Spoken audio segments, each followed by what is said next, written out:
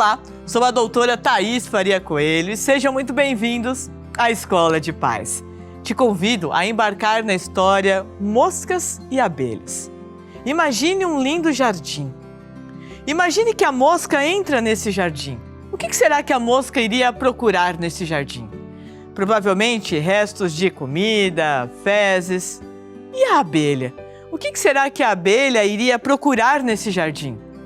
Flores, não é mesmo? Será que a mosca não viu as flores? Viu. E será que a abelha não viu restos de comida e as fezes? Viu. Mas cada uma escolheu direcionar o seu foco, a sua atenção, àquilo que lhe convém. Assim é também na nossa vida. Para onde você tem direcionado o seu foco? Hoje, no nosso programa, vamos falar sobre como lidar com as crianças quando os pais se separam. Quais os impactos emocionais que a separação dos pais podem ter e a importância de oferecer apoio emocional adequado nas crianças. Qual a necessidade de criar um ambiente seguro e acolhedor para que elas se expressem os seus sentimentos e recebam um suporte durante esse período de transição. Quais os efeitos da alienação parental nas crianças, bem como quais as medidas legais e psicológicas para identificar e combater esse fenômeno. Hoje, o nosso convidado especial é Dr. Marcos Paraíso, advogado e mestre em Direito.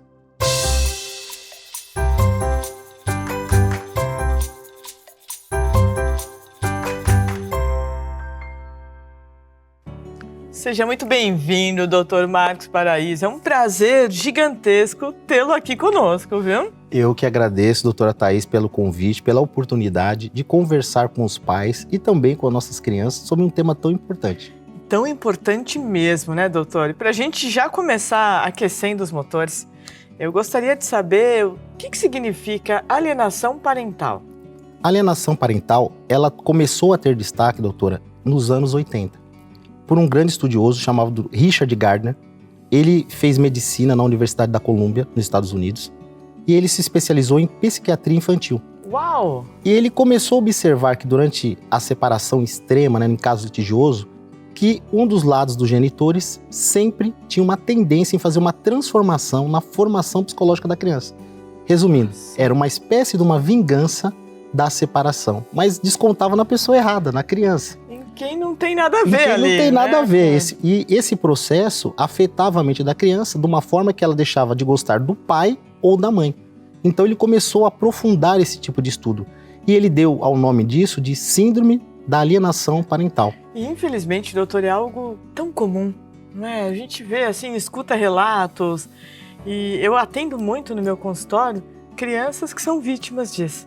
Alienação. Né? E o quanto que ela pode levar de traumas psicológicos para o resto da vida dela ali. Se os pais tivessem noção do trauma que causa alienação parental, eles não fariam isso. Primeiro, a criança, em determinado momento, ela se sente culpada da separação. Sim. E isso é péssimo. Por quê?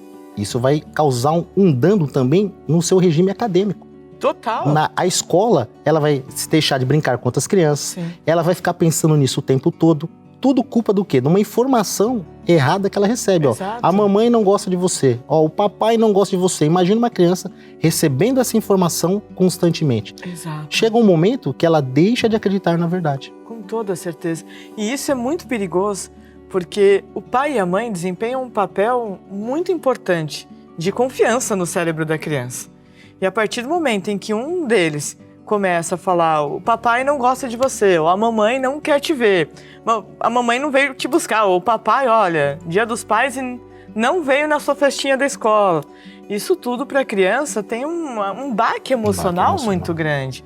E que ela vai levar esse baque para o resto da vida dela. Na hora de um relacionamento, isso pode interferir. Com certeza. Né? Eu não quero não passar pelo que minha mãe passou, ou pelo que meu pai passou, eu não quero.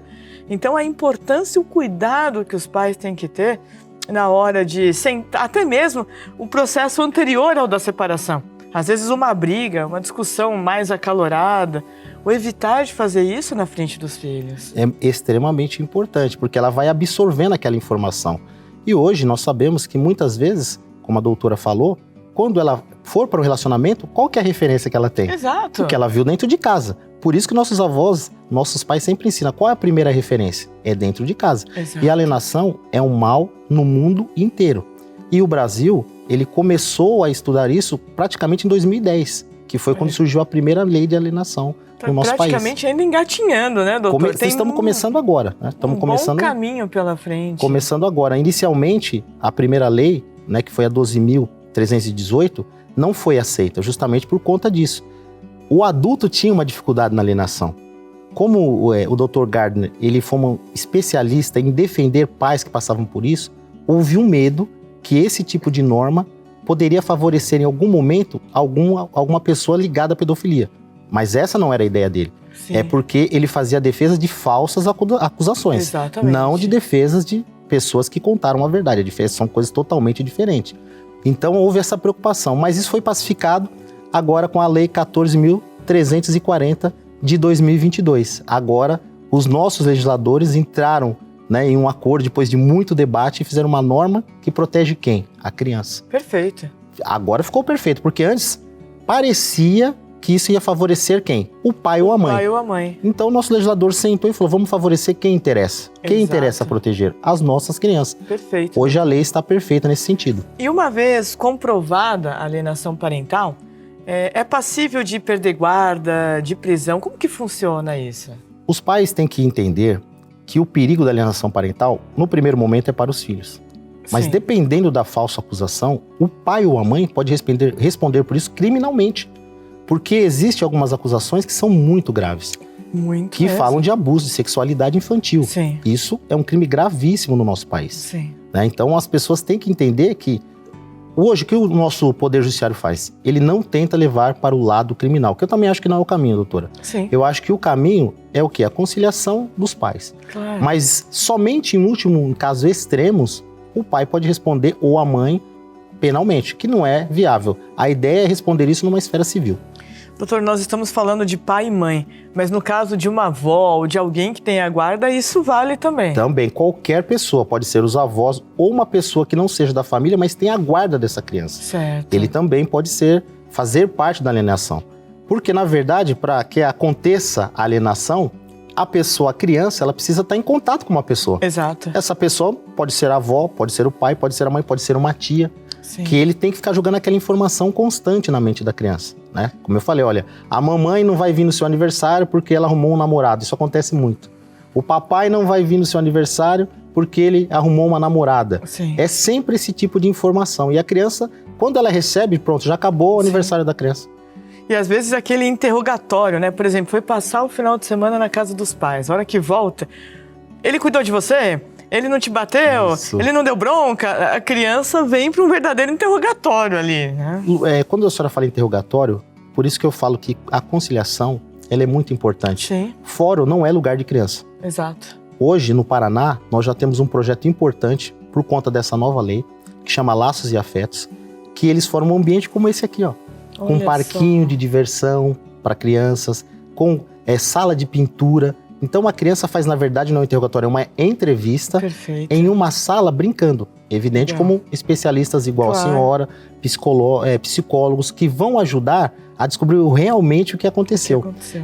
Porque no Brasil, o juiz tem uma tendência que toda vez que acontece uma alienação parental, em afastar uma das partes. Isso é terrível. Sim. Porque nem sempre é verdade. Exato. Mas o juiz, ele fica sem escolha.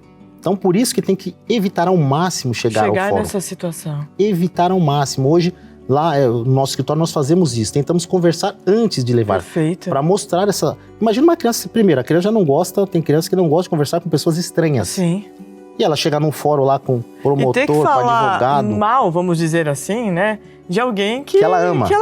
Que tava sempre com Ama. ela ali Então, dentro. Fórum não é lugar de criança. Então, Sim. essa ideia foi sensacional. A criança está ali brincando, a senhora com as suas especialidades vai fazê-la conversando numa brincadeira. E a melhor forma de você tirar realmente o que aconteceu. A verdade, A verdade. Né? A verdade, Tem quando como. aparece, ela é terrível. Sim. Mas a gente percebe que no final, os pais, depois que passa, há um momento a gente percebe que inicia-se com muita dor, né? Sim. Conforme essa dor vai passando, os pais têm um momento de consciência, de Sim. falar, não, esse não é o caminho para os nossos filhos. Perfeito. Isso é muito doutor. importante. Doutor, eu venho de uma família de educadores, né? Meus pais têm escola e às vezes acontecia a situação assim: os pais se separam, aí a mãe ou o pai vai até a escola e fala: eu não autorizo o pai vir buscar ele aqui na escola. E a gente sempre orientava que precisa de algo da justiça para poder fazer isso. Você não pode chegar e falar: eu não quero que veja mais o meu filho.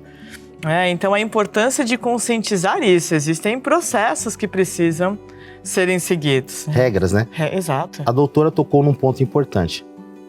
O papai e a mamãe têm que entender que uma coisa é a separação litigiosa, outra coisa é a educação do seu filho.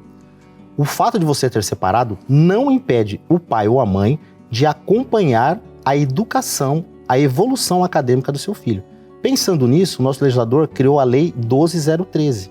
Essa lei permite que o pai ou a mãe tenha total acesso a todas as informações da escola. E isso é importante. Por isso que eu acho muito bacana um programa como esse, Escola de Pais, para levar esse tipo de informação. Porque senão o pai fala: a mãe não vai lá na escola, não pode fazer isso. Uma diretora de escola também não pode fazer isso. Perfeito. Somente com ordem judicial. Aí é uma outra história. Existe uma ordem judicial de afastamento do pai, que é algo terrível. Imagina uma mãe não poder acompanhar a evolução acadêmica de um filho. Meu Deus. Um pai não poder ir numa reunião da escola da criança. Quantas etapas importantes e grandiosas existem antes disso para chegar num ponto como esse, né? Então, o sentar, o conversar, é sempre a melhor forma. É a melhor forma. E a criança tem que ver que ela é uma inocente nessa história. E imagina, hoje nós vivemos um mercado extremamente competitivo. Então, a educação se tornou um projeto do futuro para qualquer pessoa. Perfeito. Então, imagina uma criança que não consegue evoluir na escola. Lá na frente, ela vai ficar sem trabalho. Exato. A vida profissional dela vai vira uma bola de neve ali, né? Uma bola de neve. Então, o pai tem que entender isso. Perfeito. Doutor, eu vou chamar um rápido intervalo. E na hora que nós voltarmos, eu vou responder as perguntinhas que vocês mandaram aqui pra gente, viu? Então, vem comigo.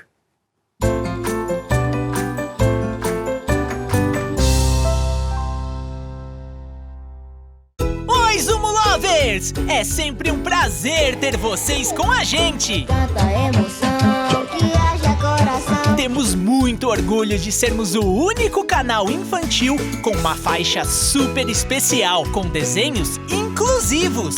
Dedicamos 90% da nossa grade de programação para conteúdos brasileiros e de produtores independentes, procurando sempre investir e valorizar a produção nacional. Tcharam! Prontinho! Então você já sabe, por aqui a aventura, a cantoria e o aprendizado fazem parte do dia a dia. Seja bem-vindo! Você acabou de chegar no Zumo Kids!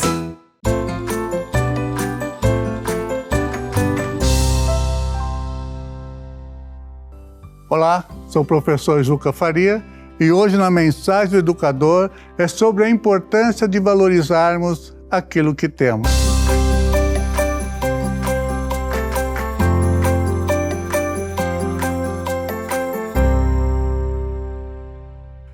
É a história de um menino em Graxate que trabalhava ao lado de uma grande lanchonete na Avenida Paulista para ajudar no orçamento apertado da família. Era ele, a mãe viúva e 2 irmãos pequenos.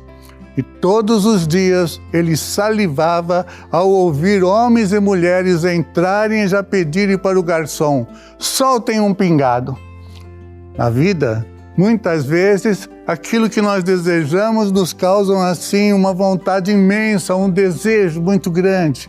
E aí o que ele fez? Ele começou a juntar dinheiro separado, pediu para a mãe se ele podia usar a sua melhor roupa, aquela que ele reservado aos domingos para ir na missa. E a mãe disse: filho, mas por que você vai com essa roupa? A melhor roupa que você tem? Ah, mãe, eu vou realizar o meu grande sonho. Eu tenho aqui um dinheirinho que sempre eu guardo um pouquinho daquilo que eu dou para a senhora. Então vá, meu filho, realize o teu sonho. E aí ele foi. Entrou na lanchonete, estufou o peito e pediu: solta um pingado. Sentou na carteira e ficou lá esperando. Aí o garçom veio com um copão de leite e deu alguns pingos de café. Aquilo era o pingado. Todos os dias antes de sair para trabalhar de engraxate, sua mãe lhe dava um pingado em casa. Então, muitas vezes, aquilo que nós queremos, nós já o temos. Basta que a gente olhe com mais carinho e sem revolta das coisas que gostaríamos de ter e ainda não é possível. Felicidades. E Thaís, com você.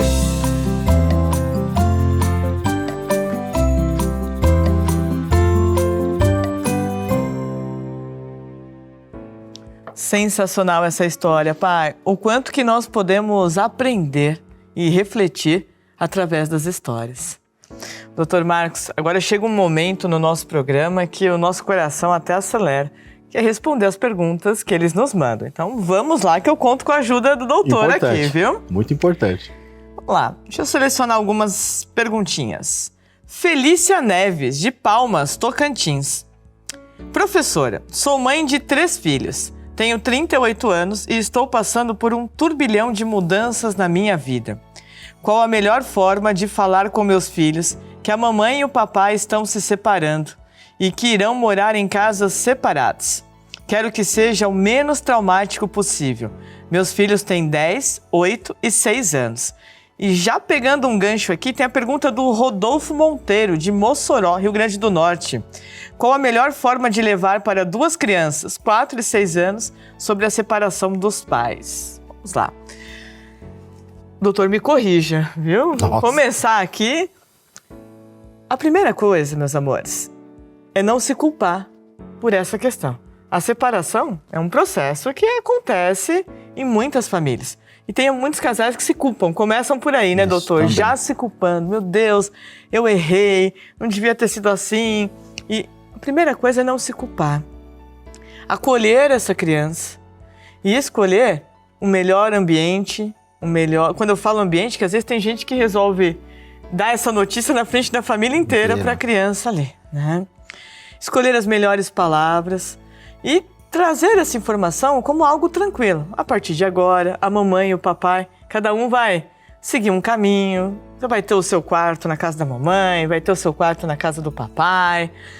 Não falar mal de um pro outro. Eu acho que esse é o ponto-chave, né, doutor? Por mais que tenha acontecido uma situação, a criança não tem a ver com isso.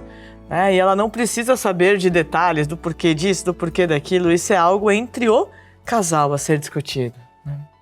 Porque senão a gente acaba gerando um trauma maior, né, doutor, na criança. E outra coisa que eu acho importante é, às vezes, na nossa família, nós temos pessoas que não têm tanto estudo como a senhora, mas têm uma convivência familiar tão rica. Perfeito. Eu vejo isso, por exemplo, nos nossos avós. Exato. E eu acho que nesse momento que a criança precisa de suporte. Sim. Sabe quando você tá chegando numa festa,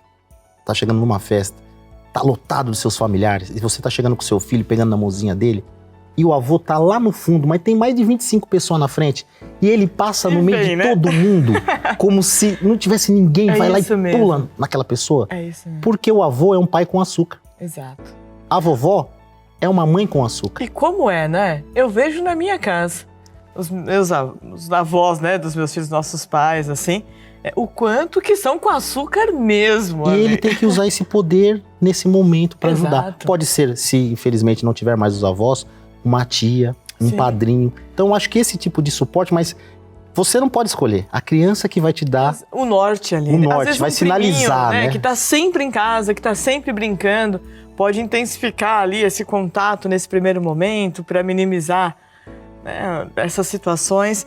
É algo, a criança percebe. A criança não é boba, né, Não doutor? percebe, ela vai... Ela percebe. Por isso que esse processo é muito importante, esse tipo de suporte. Porque ela vai continuar recebendo a mesma quantidade de amor, só que em momentos separados. Evitar o querer comprar a atenção da criança, o carinho da criança nesse momento. Olha, fica com a mamãe, porque aí a gente vai viajar, a gente vai comprar aquele brinquedo que eu prometi para você. Evitar esse tipo de fala, né? É algo que tem que ser natural.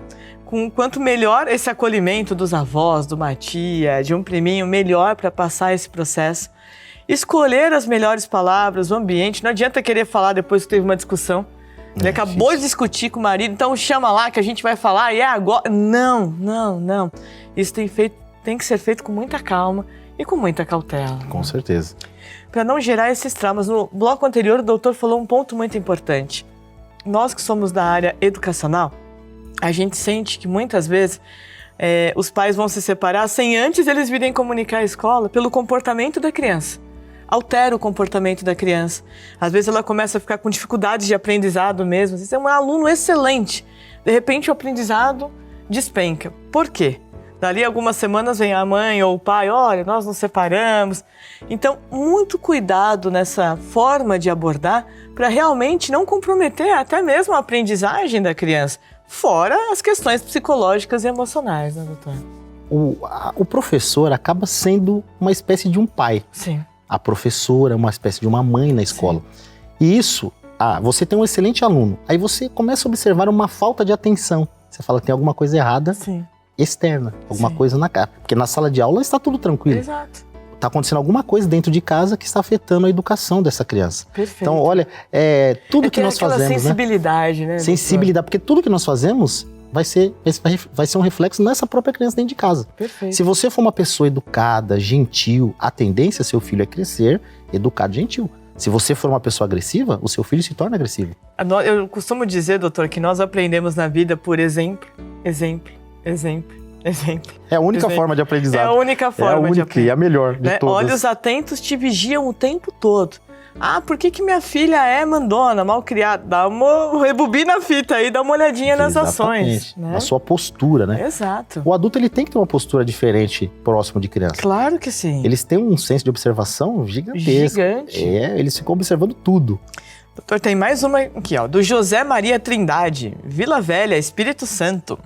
Eu gostaria de saber qual a melhor forma de mostrar para o filho que ele fez errado, mas que seja de uma forma não impositiva, para que ele entenda o porquê de não fazer aquilo. É muito importante, José, conversar com o seu filho, né? Mas conversar num tom de voz de conversa e não naquele tom de voz mais acentuado já de uma briga. Eu gosto muito de utilizar uma ferramenta chamada storytelling, que é contar histórias. Acho que vocês já perceberam que eu gosto de contar histórias. O porquê disso?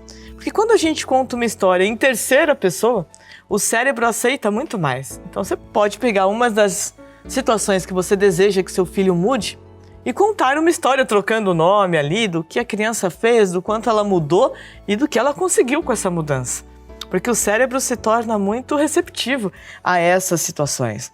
Elogia o positivo. Aquilo que o seu filho está fazendo que está certo, elogia muito, para ele perceber que ele consegue chamar a sua atenção pelo positivo e não pelo negativo, né, doutor? Essa técnica de história é muito importante. Isso já começa na escola, né? Exato. Os professores estão sempre contando histórias do que aconteceu na humanidade. Porque se a gente começa falando assim, olha, você, um menininho chamado, pega o nome do seu filho, por exemplo, Henry, e tem que fazer isso, o cérebro já se arma falando, não, isso é pra mim, eu não quero. Mas quando a gente tá, por exemplo, jantando todos, você fala, nossa, hoje eu atendi um menininho com a mesma idade e tal, e vai trazendo todo esse enredo, o cérebro se torna muito mais receptivo para fazer esse emparelhamento, que lá na frente a gente chama de rapport. Olha, né? Isso. E mais uma perguntinha aqui, da Carolina Botega, de Olinda, Pernambuco. Essa cidade é linda, eu já tive o prazer de visitá-la, é maravilhosa. Qual a melhor maneira de conscientizarmos nossos filhos em relação ao dinheiro? Com que idade devemos já trazer esse conhecimento para eles?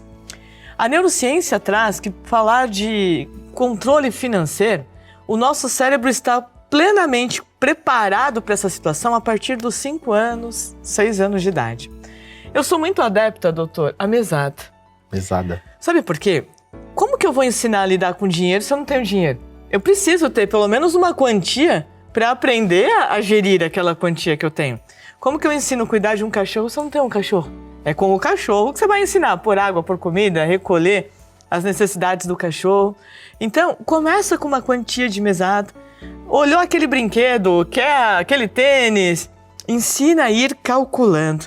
Existe um jogo muito legal, que ele é mais para uma faixa etária mais avançada, mas de tanta necessidade, eles fizeram a versão júnior, que é o Banco Imobiliário. O Banco Imobiliário. Lembra? Eu brinquei de Banco Imobiliário. Eu brinquei muito. E agora o Banco Imobiliário voltou. Só que não é mais só dinheiro, tem até maquininha de cartão agora, doutor. Tá mais avançado do que era antes. E o Banco Imobiliário tem a versão júnior. E é maravilhosa para ensinar as crianças ali com aquele dinheiro a lidar com todas as situações. Mas a mesada é algo que a ciência ensina para você conseguir aprender a gerir melhor financeiramente. Doutora, infelizmente, na educação brasileira, não existe aula de educação E financeira. deveria existir desde cedo, né, doutor? Desde os 5, 6 anos. Exatamente, exatamente. Essa é uma falha na educação brasileira terrível. Por quê? Porque o sistema mundial financeiro muda a todo momento. Exato. Nós aprendemos muitas vezes a economizar, a guardar dinheiro dentro de casa, com os Sim. avós, com os pais. Porém, muitas vezes eles não conhecem técnicas de bolsa, de Perfeito. tesouro. E essas técnicas poderiam ensinar na escola. Nós temos Toda certeza. hoje o que tem de pessoas que entendem de finanças no nosso país é um número assustador. Exatamente, doutor. E essas pessoas não estão nos bancos acadêmicos Preparadas das nossas ali. crianças, do Exato. ensino fundamental. Então, tá aí uma boa ideia Com para os nossos certeza. parlamentares colocar um sistema financeiro dentro da sala de aula a partir do ensino fundamental. Perfeito. Doutor, eu amei bater esse papo. Também. Muito Já obrigada. Acabou, passa muito rápido, não é? Muito rápido. Muito obrigada por abrilhantar o nosso programa. Eu que agradeço, Que Deus continue o abençoando muito, muito, muito. Eu que agradeço. E eu vou pedir para o senhor se despedir e deixar os seus contatos, por favor. Eu quero primeiramente agradecer o convite de estar num programa tão inteligente, um programa tão saudável. Esse programa é muito importante porque a criança, ela tem um direito fundamental, que é a convivência familiar saudável. E isso só acontece dentro de casa.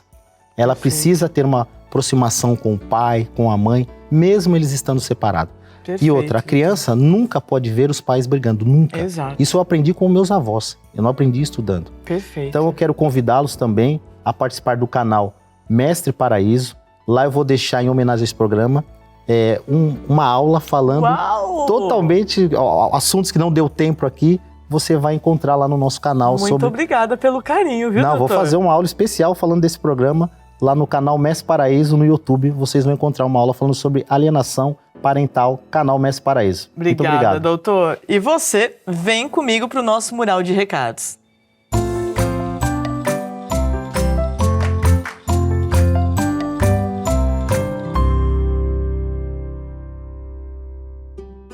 Nossos agradecimentos especiais às maquiadoras Tati Gomes e Adriana Piva, ao restaurante Cuca Legal, à padaria e restaurante Vila Satélite, a Casa Beta 48, loja de plantas, bem-estar e autocuidado, a Zípora, velas aromáticas e esculturais, e a Big Cérebro, loja de brinquedos educativos.